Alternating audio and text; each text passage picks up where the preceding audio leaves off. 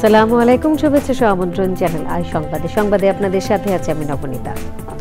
বিস্তারিত সংবাদের শুরুতেই জানিয়ে দিচ্ছি ফ্রেশ আটা ময়দা সুজি সংবাদ শিরোনাম। লন্ডনে 4 দিনের সফর শেষে দেশে ফিরেছেন প্রধান উপদেষ্টা। কিং চার্লস হারমোনি অ্যাওয়ার্ড গ্রহণ ও তারেক রহমানের সঙ্গে বৈঠক। লন্ডন বৈঠকের পর মানুষের মধ্যে নির্বাচনী প্রস্তুতি শুরু হয়েছে, মনে করেন বিএনপি নেতারা। নিরপেক্ষতা বজায় রাখতে সরকারের প্রতি আহ্বান। লন্ডন বৈঠককে ইতিবাচক বলছে রাজনৈতিক দল ও জোটগুলো। জুলাই সনদ বিচার ও সংস্কার ছাড়া নির্বাচন হলে দেশ সংকটে পড়বে বলে এনসিপির দাবি। চ্যানেল আই মিউজিক অ্যাওয়ার্ডের 19তম আসরে ফেরদৌস আরাকে আজীবন সম্মাননা। সঙ্গীতের এই মহাযজ্ঞ এগিয়ে নিতে বিশিষ্টজনদের আহ্বান। সবুজে সাজায় বাংলাদেশ স্লোগানে বরিশালে প্রকৃতি ও জীবন ক্লাবের বৃক্ষরোপণ। পরিবেশের ভারসাম্য রক্ষায় এই উদ্যোগের প্রশংসায় বিশিষ্টজনেরা।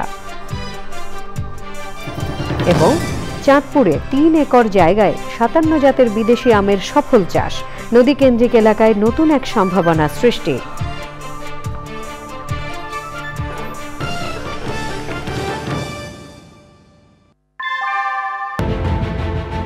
Primacy inbuilt. German technology. Bangladesh's first Thermix rod. Salam Steel Thermax. সংবাদ শিরোনামগুলো জানাচ্ছিলাম। এখনকার সংবাদ আয়োজন একই সঙ্গে চ্যানেল আই ইউটিউব চ্যানেল এবং channel I OTT platform I স্ক্রিনে লাইভ স্ট্রিমিং হচ্ছে। যাচ্ছে পুরো সংবাদে। লন্ডনে 4 দিনের সফর শেষে দেশে ফিরেছেন প্রধান উপদেষ্টা অধ্যাপক ডক্টর মোহাম্মদ ইউনূস। সকাল 9:45টায় বিমান বাংলাদেশ এয়ারলাইন্সের একটি ফ্লাইটে দেশে ফিরেছেন তিনি। প্রধান উপদেষ্টা শুক্রবার লন্ডনের স্থানীয় সময় সন্ধ্যে 7:15 ঢাকার উদ্দেশ্যে হিথ্রো আন্তর্জাতিক বিমানবন্দর ছাড়েন। অন্তর্বর্তী সরকারের প্রধান উপদেষ্টা অধ্যাপক ডক্টর ইউনূস 4 দিনের সরকারি সফরে গত 10 জুন যুক্তরাজ্যে যান। সফরকালে 12 জুন ব্রিটেনের রাজা তৃতীয় চার্লসের সঙ্গে বৈঠক করেন এবং কিং চার্লস তৃতীয় হারমোনি অ্যাওয়ার্ড 2025 সম্মাননা গ্রহণ করেন। সফরের শেষ দিন প্রধান উপদেষ্টার সঙ্গে বিএনপির ভারপ্রাপ্ত চেয়ারম্যান তারেক রহমানের সঙ্গে গুরুত্বপূর্ণ বৈঠক হয়। বিএনপি নেতারা বলছেন, লন্ডন বৈঠকের পর মানুষ এখন নির্বাচনের প্রস্তুতি নিচ্ছে, তবে এজন্য ইসিতে সরকারের নির্দেশনা আসা পর্যন্ত অপেক্ষা করতে হবে।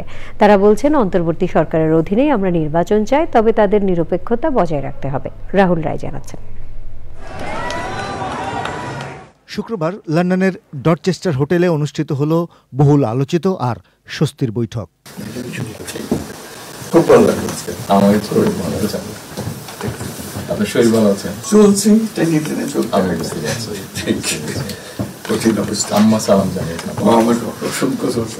প্রধান উপদেষ্টা ডক্টর মোহাম্মদ ইউনূস আর বিএনপির ভারপ্রাপ্ত চেয়ারম্যান তারেক রহমানের এই বৈঠকে ফেব্রুয়ারির মাঝামাঝিতে নির্বাচনের সময় নির্ধারিত হওয়ার পরই গুলশান কার্যালয়ে প্রতিক্রিয়া জানান বিএনপি মহাসচিব।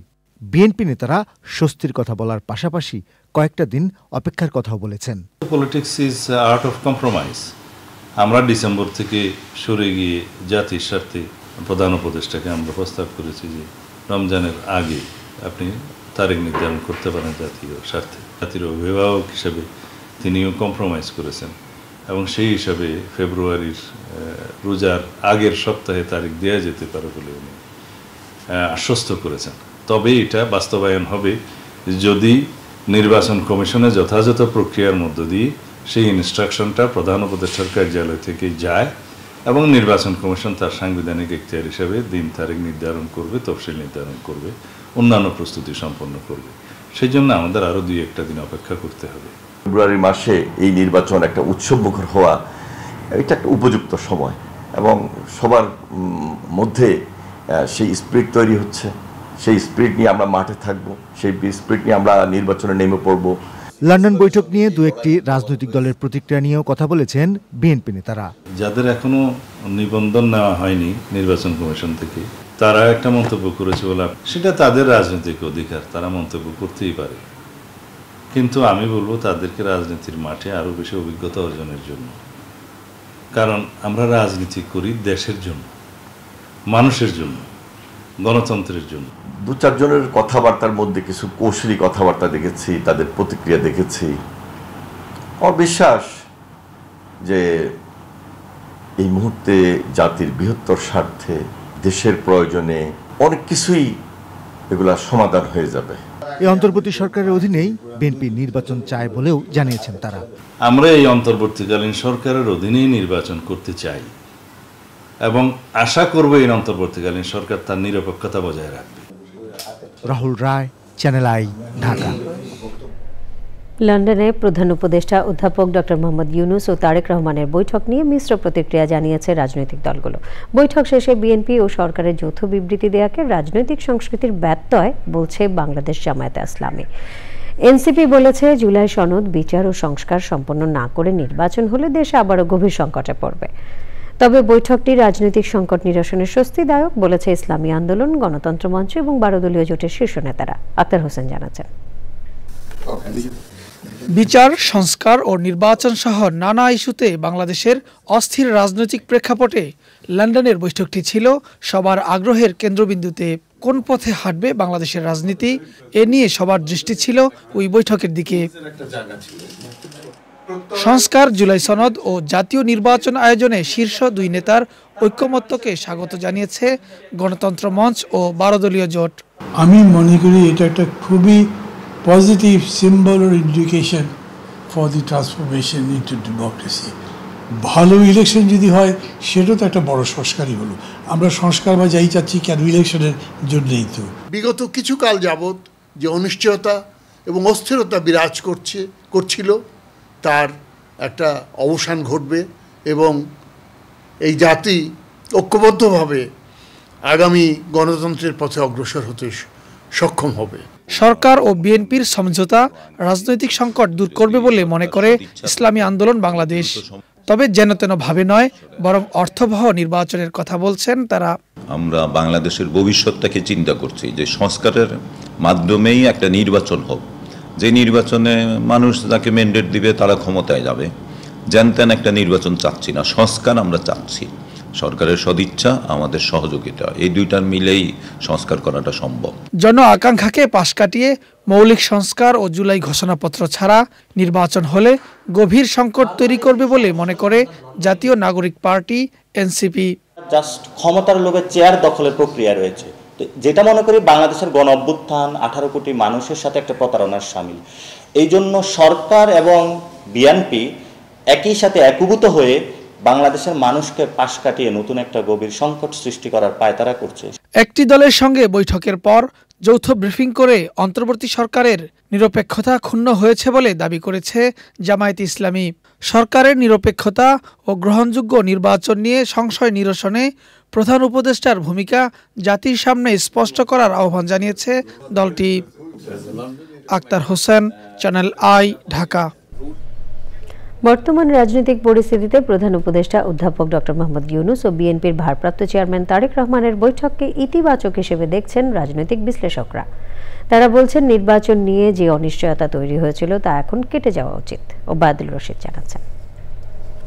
প্রধান উপদেষ্টা প্রফেসর মোহাম্মদ ইউনূস এবং বিএনপির ভারপ্রাপ্ত চেয়ারপারসন তারেক রহমানের বৈঠক শেষে জানা গেছে, রোজার আগে জাতীয় নির্বাচন আয়োজনে তারেক রহমানের প্রস্তাবের পরিপ্রেক্ষিতে সংস্কার, বিচার ও সব প্রস্তুতি শেষ করা গেলে রমজান শুরু হওয়ার আগের সপ্তাহে নির্বাচন হতে পারে বলে জানিয়েছেন প্রধান উপদেষ্টা।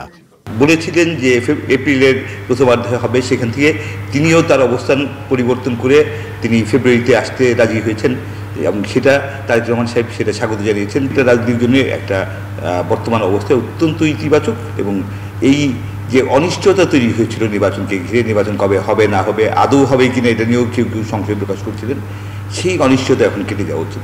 ঐক্যমতের ভিত্তিতেই জুলাই সনদ ও সংস্কার করতে হবে বলে যৌথ ব্রিফিংয়ে বিএনপি তাদের অবস্থান তুলে ধরে।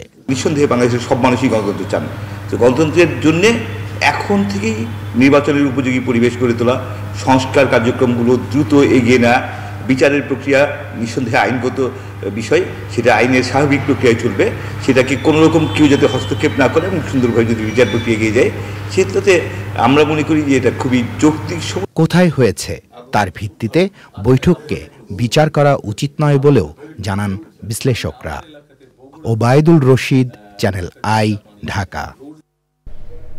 সুস্থ ধারার সঙ্গীত চর্চায় উৎসাহ যোগাতে চ্যানেল আই মিউজিক অ্যাওয়ার্ডের 19তম আসর অনুষ্ঠিত হয়েছে। সঙ্গীতের বড় এই আসরে 19টি ক্যাটাগরিতে অবদান রাখা সঙ্গীত শিল্পীদের পুরস্কৃত করা হয়। আজীবন সম্মাননায় ভূষিত করা হয় নজরুল সঙ্গীত শিল্পী ফেরদৌস আরাকে। সঙ্গীতের এই মহাযজ্ঞ এগিয়ে নিতে আগামীতে সবাই এগিয়ে আসবে বলে প্রত্যাশা করেন বিশিষ্টজনেরা। জাকি আক্তার জানাচ্ছেন। শিল্পীদের উপস্থিতিতে মুখরিত হয় তারা ঝলমলে রাত। নজরুল সঙ্গীতে অবদানের জন্য চ্যানেল আই মিউজিক অ্যাওয়ার্ডে এবছর আজীবন সম্মাননা পেয়েছেন 21 পদকপ্রাপ্ত নজরুল সঙ্গীত শিল্পী ফেরদৌস আরা। উপমহাদেশের কিংবদন্তি সঙ্গীত শিল্পী রুনা লায়লার হাত থেকে পুরস্কার গ্রহণ করেন তিনি। চ্যানেল আই সত্যি সত্যি হৃদয়ে বাংলাদেশ বলে। চ্যানেল আইয়ের পরিচালক ও বার্তা প্রধান শাইখ সিরাজ বলেন, সুস্থ সঙ্গীত চর্চাকে এগিয়ে নিতে যারা নিরলসভাবে কাজ করেছেন তাদের সম্মানিত করতেই এই আয়োজন। সেরা কণ্ঠ, খুদে গানরাজ এর মধ্য দিয়ে আজকে বাংলাদেশে সঙ্গীতের এই প্রজন্মের একটা বিকাশ ঘটেছে। আয়োজনটির মধ্য দিয়ে আমরা সঙ্গীতের বিভিন্ন শাখা যারা কীর্তিমান আছেন তাদের সবাইকে সম্মানিত করেছি। এর জন্য চ্যানেল আই নিজেই সম্মানিত হচ্ছে। এবছর চ্যানেল আই মিউজিক অ্যাওয়ার্ডে 19টি ক্যাটাগরিতে পুরস্কার দেওয়া হয়। শ্রেষ্ঠ রবীন্দ্রসঙ্গীত শিল্পী এটিএম জাহাঙ্গীর, শ্রেষ্ঠ নজরুল সঙ্গীত শিল্পী সালাউদ্দিন আহমেদ, শ্রেষ্ঠ লোকসঙ্গীত শিল্পী তরিক মৃধা, চলচ্চিত্র গানে শ্রেষ্ঠ সঙ্গীত শিল্পী রিয়াদ, শ্রেষ্ঠ সুরকার প্রিন্স মাহমুদ, শ্রেষ্ঠ গীতকার হয়েছেন আসিফ ইকবাল। অনলাইন ভিউ ক্যাটাগরিতে আধুনিক গানে শ্রেষ্ঠ শিল্পী শারমিন রমা, শ্রেষ্ঠ লোকসঙ্গীত শিল্পী সাব্বির নাসির, ছায়াছবির গানে শ্রেষ্ঠ দ্বৈত সঙ্গীত শিল্পী বালাম কোনাল, শ্রেষ্ঠ সাউন্ড ইঞ্জিনিয়ার সৈয়দ আরিফ আল হক, আধুনিক গানে শ্রেষ্ঠ সঙ্গীত শিল্পী কর্নিয়া, শ্রেষ্ঠ সুরকার মেহেদি, শ্রেষ্ঠ গীতিকার লালন লোহানী, শ্রেষ্ঠ দ্বৈত শিল্পী সাব্বির জামান আফরোজা রূপা, নবাগত শিল্পী অনিরুদ্ধ শুভ, শ্রেষ্ঠ অডিও কোম্পানি ধ্রুব স্টেশন, শ্রেষ্ঠ মিউজিক ভিডিও রেজাউল করিম কাজল ও শ্রেষ্ঠ ব্র্যান্ড আর্টসেল। সাদি ভাইয়ের কাছ থেকে পুরস্কার নিচ্ছি, এটা অনেক অনেক বড় প্রাপ্তিযোগ। দীর্ঘ 50 বছরের আমার সঙ্গীত জীবনে অন্তত 40 বছর পেশাগতভাবে আমি আছি। আমাকে এই সম্মাননার যোগ্য মনে করবার জন্য আই ফিল রিয়েলি হ্যাপি। প্রহেলিকার জন্য মেঘের নৌকা গানটার জন্য আমি পুরস্কার পেলাম। এরকম একটা অ্যাওয়ার্ড পাওয়াতে নিশ্চয়ই ভালো লাগবে, এটাই স্বাভাবিক। সবার সাপোর্ট পেয়েছি, এর জন্য আমরা অনেক হ্যাপি। এবারের আয়োজনে মুক্তিযুদ্ধে বিশেষ অবদানের জন্য বিশেষ ক্যাটাগরিতে নিনু বিল্লা ও গাজী আব্দুল হাকিমকে পুরস্কৃত করা হয়।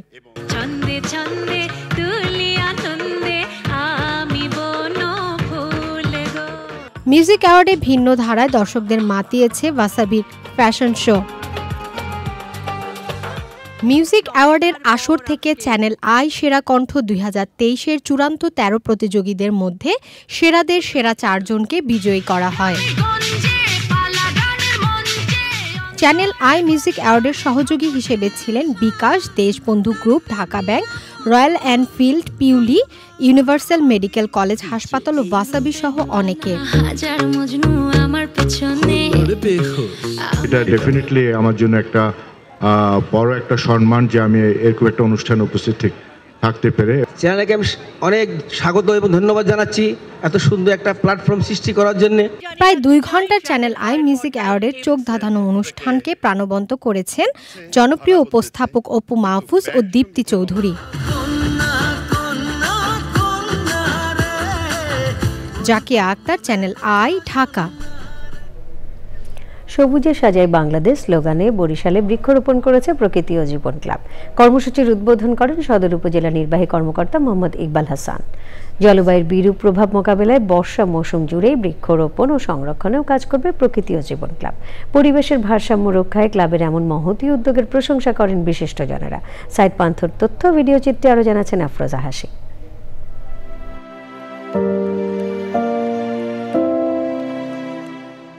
জলবায়ু পরিবর্তনের মতো বৈশ্বিক সমস্যার সমাধানে কার্বন নিঃসরণ কমানোর পাশাপাশি বৃক্ষরোপণের বিকল্প নেই। এরই ধারাবাহিকতায় সারা দেশের সবুজ বেষ্টনী তৈরিতে বরিশালে প্রকৃতি ও জীবন ক্লাবের বৃক্ষরোপণ। সবুজে সাজাই বাংলাদেশ এই প্রতিপাদ্যে বরিশালে বৃক্ষরোপণ কর্মসূচি পালন করেছে প্রকৃতি ও জীবন ক্লাব। এই যে বৃক্ষরাজি আমাদের চারপাশে আছে তাদের কিন্তু অবশ্যই আমাদের যত্ন নিতে হবে। কেন? কারণ এরা আমাকে যেমন ফুল দিচ্ছে, ফল দিচ্ছে, কাঠ দিচ্ছে, তার সাথে অক্সিজেন দিচ্ছে, কার্বনকে শুষে নিচ্ছে এবং একটি পূর্ণবয়স্ক গাছ 10 জন মানুষকে সারা বছর অক্সিজেন দিচ্ছে। এটা বিশাল ব্যাপার কিন্তু। সুতরাং আমরা এই বৃক্ষ যত বেশি লাগাবো ততই কিন্তু আমরা উপকৃত হব এবং আমাদের ভবিষ্যৎ প্রজন্মও উপকৃত হবে। সুতরাং আসুন আমরা সবাই বৃক্ষরোপণ করি এই বর্ষায় এবং সারা বাংলাদেশটাকে সবুজে ছেয়ে ফেলি। উপজেলা পরিষদ চত্বর ও চরকাওয়া ইউনিয়নের দিনারের পুল এলাকায় ফলদ, বনজ ও ঔষধি গাছের চারা রোপণ করা হয়। হুমকিতে থাকা সভ্যতা রক্ষায় গুরুত্বপূর্ণ অবদান রাখায় প্রকৃতি ও জীবন ক্লাবকে সাধুবাদ জানান বিশিষ্টজনরা। এবছর আমরা চাই যে আরও দ্বিগুণ আকারে বৃক্ষরোপণ করবে এবং পরিবেশের ভারসাম্য রক্ষা করার জন্য আমরা মানবকুলকে বাঁচানোর জন্য আমরা সবাই ঐক্যবদ্ধভাবে কাজ করব। প্রকৃতি ও জীবন ক্লাব যে প্রোগ্রামটা করতেছে এটা অবশ্যই বন বিভাগ থেকে সাধুবাদ জানানো হয়। প্রকৃতি ও জীবন ক্লাব যদি বনায়নের সাথে সম্পৃক্ত থাকতে চায় আমরা সবসময় তাদের পাশে আসি। ভবিষ্যৎ প্রজন্মের জন্য বাসযোগ্য পৃথিবী গড়তে সবুজায়ন কর্মসূচি অব্যাহত রাখার কথা জানান আয়োজকরা। আমরা আরও মানুষকে সাথে নিয়ে গাছ লাগাতে চাই এবং গাছের গুরুত্ব বোঝাতে চাই। আমাদের জীবনের সঙ্গে গাছের যে ওতপ্রোত সম্পর্ক সেটা মানুষকে বোঝাতে চাই। এই বিশ্ব মানব সভ্যতাকে বাঁচাবার জন্য অবশ্যই গাছকে আমরা যত বেশি ভালোবাসবো, যত্ন করব এবং গাছ নিধন না হয় এদিকে আমরা খেয়াল করব। প্রকৃতি যখন ধ্বংস করছে, মানুষ পাহাড় কাটছে, গাছ কাটছে, বন উজাড় করছে, বালি উত্তোলন করছে, ঠিক সেই সময় আমাদের এই আন্দোলনটি ব্যাপক সাড়া ফেলেছে মানুষের মধ্যে। পরিবেশ ও প্রকৃতির উন্নয়নে রোপিত বৃক্ষের পরিচর্যায় সবাইকে এগিয়ে আসার আহ্বান পরিবেশবাদীদের। আফরোজা হাসি, প্রকৃতি ও জীবন ডেস্ক, চ্যানেল আই। চাঁদপুর সদরের শাহতলীতে পরিত্যক্ত 3.5 একর জায়গায় দৃষ্টিনন্দন ও দুর্লভ ফলের এক বাগান গড়েছেন সাংবাদিক হেলাল উদ্দিন। দেশি বিদেশি নানা জাতের ফল গাছে সাজানো তার বাগানটি নদী কেন্দ্রিক এলাকায় নতুন করে ফল চাষের নতুন এক সম্ভাবনা সৃষ্টি করেছে। বিস্তারিত জানাচ্ছেন শেখ সিরাজ। চাঁদপুরের ডাকাতিয়া নদীর পার, এখানে বিস্তীর্ণ জায়গা জুড়ে গাছে গাছে শোভা পাচ্ছে বাহারি রঙের আম। উদ্যোক্তা হেলাল উদ্দিন গত 4 বছর যাবৎ এই ফ্রুটস ভ্যালি অ্যাগ্রো নামে বিচিত্র ফলের বাগান গড়ে তুলেছেন। প্রচলিত যেসব ফসল বাংলাদেশে হচ্ছে, আমি এখানে কোনো ওই ফসল নাই আমার এখানে। আমি সম্পূর্ণভাবে বিদেশের বিভিন্ন সোর্স থেকে, বিশ্বের বিভিন্ন ক্লাইমেট থেকে, বিভিন্ন আবহাওয়া থেকে, শীত প্রধান হোক গ্রীষ্ম প্রধান হোক, আমি সায়ন সংগ্রহ করি, আমি এনে এখানে সাকসেস হওয়ার চেষ্টা করি। 57 জাতের বিদেশি আম গাছে ভরা এই বাগানটি যেন এক ফলের সংগ্রহশালা। বিদেশি জাতের আম সফলভাবে দেশের মাটিতে ফলাতে পারা উদ্যোক্তার সবচেয়ে বড় পাওয়া।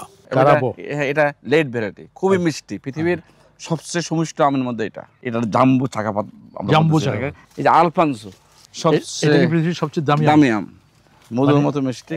এটা একটা সাউথ আফ্রিকার আম, আঙ্গুর আম। এটা অস্ট্রেল, এটাতে এক বোটাতে অনেক ধরবে। বাণিজ্যিকভাবে বাংলাদেশে কোনটাকে আপনি সম্ভাবনা মনে করছেন? আমি অস্ট্রেল কিনা করবো, ব্ল্যাকস্টোন। ব্ল্যাকস্টোন কোথাকার এটা? এটা আমরা জানি সাউথ আফ্রিকার আম। দেশে আম উৎপাদনে বৈচিত্র্য আনার ক্ষেত্রে এটি কার্যকরী ভূমিকা রাখবে এমন দাবি তার। এটা হচ্ছে একটা বাণিজ্যিক বাগান না, এটা জান প্লাজম, এটা পরীক্ষামূলক। প্রথম বছর আমি সফল হব না, আমি তখন করবো না। আমি দ্বিতীয় বছর আমার কি দাঁড়াচ্ছে বিয়ারিংটা, দ্বিতীয় বছর এটা ফলটা, মিষ্টতা, সাইজ সব কিছু মিলে আমি যখন হ্যাপি হব, তখন আমি কিছু সীমিত আকার কিছু আমি চারা বানাবো। পরিত্যক্ত ইটের ভাটার জমি প্রাণ ফিরে পেয়েছে। দেশি বিদেশি শত প্রজাতির ফল ফলাদি চাষ করে এলাকায় তাক লাগিয়ে দিয়েছেন। বিশেষ করে 1/2 শতাধিক আমের জাতের পরীক্ষা নিরীক্ষা, গবেষণা এবং সফল উৎপাদন করে একটা পর্যায়ে এসে পৌঁছেছেন, যা ভবিষ্যতের বাংলাদেশের আম চাষকে অনেকটাই সম্প্রসারণ ঘটাবে। চাঁদপুরের শাহতলীর হেলাল উদ্দিনের খামার থেকে শেখ সিরাজ, চ্যানেল আই। এ নিয়ে বিস্তারিত প্রতিবেদন দেখবেন আজ রাত 9:45 হৃদয়ে মাতৃ মানুষ অনুষ্ঠানে। এরই সাথে সংবাদে নিয়ে নিচ্ছে খানিকক্ষণের বিরতি, আর বিরতির পর অন্যান্য সংবাদের সাথে জানিয়ে ফিরব। আরও ক্ষেপণাস্ত্র হামলা চালালে তেহরান জ্বলবে বলে ইসরায়েলের প্রতিরক্ষা মন্ত্রীর হুঁশিয়ারি। তেল আবিবে হামলা এখনই থামছে না বলে ইরানের পাল্টা জবাব।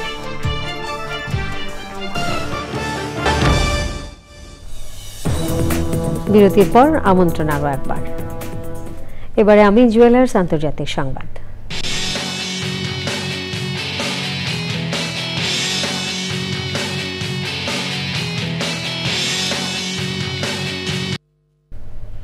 ইরানে হামলার জবাবে ইসরায়েলে ১০০টিরও বেশি ক্ষেপণাস্ত্র হামলা চালিয়েছে তেহরান। এতে ইসরায়েলে ৪ জন নিহত এবং ২ শতাধিক আহত হয়েছে। ফের ক্ষেপণাস্ত্র হামলা চালালে তেহরান জ্বলবে বলে হুঁশিয়ারি দিয়েছেন ইসরায়েলের প্রতিরক্ষা মন্ত্রী। তবে ইসরায়েলে হামলা এখনই থামছে না বলে জানিয়েছে ইরান। পরবর্তী নির্দেশ না দেওয়া পর্যন্ত ইসরায়েলের বেন গুরিয়ন বিমানবন্দরের সব কার্যক্রম বন্ধ রাখার ঘোষণা দেওয়া হয়েছে। সুব্রত গাইন জানাচ্ছেন। ফিলিস্তিন, সিরিয়া, ইয়েমেন, লেবাননের পর এবার ইরানে বড় পরিসরে হামলা চালিয়েছে তেল আবিব। তেহরানে হামলার জবাবে শুক্রবার রাতে কয়েক দফা ইসরায়েলে ক্ষেপণাস্ত্র হামলা চালায় ইরান। হামলায় প্রাণহানির পাশাপাশি ক্ষতিগ্রস্ত হয়েছে নানা স্থাপনা। পরবর্তী নির্দেশনা না দেওয়া পর্যন্ত বন্ধ রাখা হয়েছে ইসরায়েলের বেন গুরিয়ন বিমানবন্দর। এমনকি নিরাপদ বাংকারে ইসরায়েল প্রধানমন্ত্রী বেনিয়ামিন নেতানিয়াহু সরে গেছেন বলেও বিভিন্ন গণমাধ্যমে খবর পাওয়া গেছে। ইরানকে নতুন হামলা চালানোর বিষয়ে হুঁশিয়ারি করেছেন ইসরায়েলের প্রতিরক্ষা মন্ত্রী ইসরায়েল কাইজ। তিনি বলেন, ইরান যদি ইসরায়েলে আর ক্ষেপণাস্ত্র হামলা চালায় তবে পাল্টা হামলা চালিয়ে তেহরানকে জ্বালিয়ে দেওয়া হবে। তবে ইসরায়েলের বিরুদ্ধে ইরানের পাল্টা হামলা এখনই থামছে না বলে ইঙ্গিত দিয়েছেন এক ইরানি সামরিক কর্মকর্তা। তিনি বলেন, ইরানের হামলা চলতেই থাকবে। এর প্রতিক্রিয়া আগ্রাসনকারীদের জন্য যন্ত্রণাদায়ক ও পরিতাপের হবে।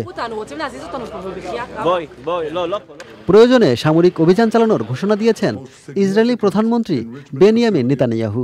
সম্মুখ যুদ্ধে ইসরায়েলকে মোকাবিলায় ইরানের সামরিক বাহিনী প্রস্তুত। ইসরায়েলের প্রতি আর কোনো দয়া প্রদর্শন করা হবে না বলে জানিয়েছেন ইরানের সর্বোচ্চ ধর্মীয় নেতা আয়াতুল্লাহ আলী খামেনি। তবে চলমান সংঘাত বন্ধে দুই পক্ষকে শান্ত থাকার আহ্বান জানিয়েছেন জাতিসংঘ মহাসচিব Antonio Guterres. Subrata Gain, channel I. এবারে কৃষি সংবাদ।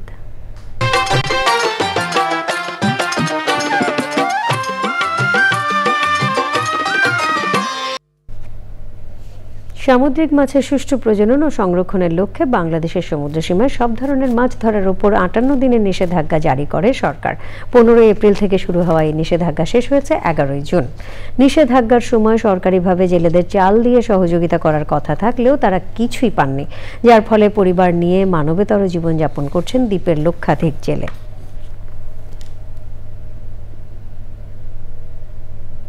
এখন দেখবেন প্রকৃতি সংবাদ।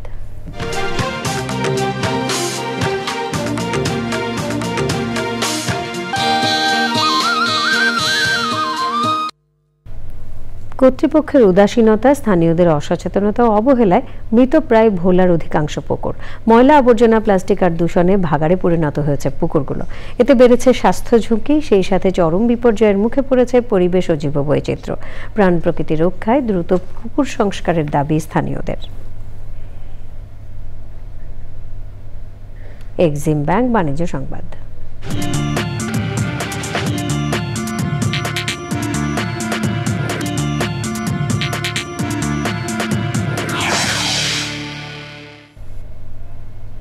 ইসরায়েল ও ইরানের মধ্যে সামরিক সংঘাতের জেরে বিশ্ববাজারে জ্বালানি তেলের সঙ্গে বেড়েছে সোনার দামও। শনিবার সকালে বিশ্ববাজারে আউন্স প্রতি সোনার দাম বেড়েছে $৫৪.০২ বা ১.৬০%।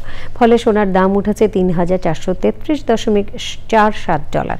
একই সঙ্গে বেড়েছে রূপার দাম। ইসরায়েল ইরানের পাল্টাপাল্টে হামলার জেরে শুক্রবার বিশ্ববাজারে স্পট মার্কেটে সোনার দাম ০.৯% বেড়ে দাঁড়ায় আউন্স প্রতি $৩,৪১৭.১০।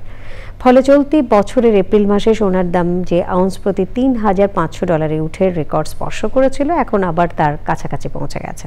সংবাদের শেষ ভাগে আমরা সবশেষে ফ্রেশ আটা, ময়দা, সুজি সংবাদ শিরোনামগুলো জানিয়ে দিচ্ছি আরও একবার।